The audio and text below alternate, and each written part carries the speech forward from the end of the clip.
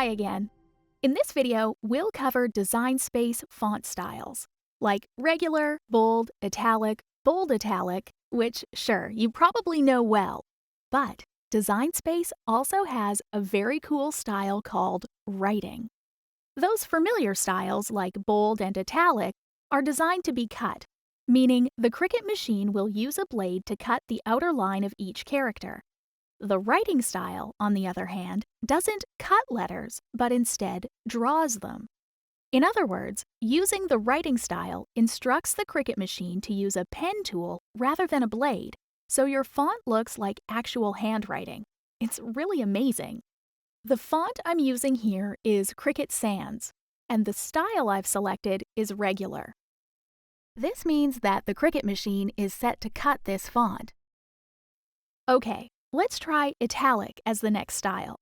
Notice, no change, this text will still be cut. Now let's select writing as the style. The font now looks like a single line. This will now be written or drawn by the Cricut machine instead of being cut.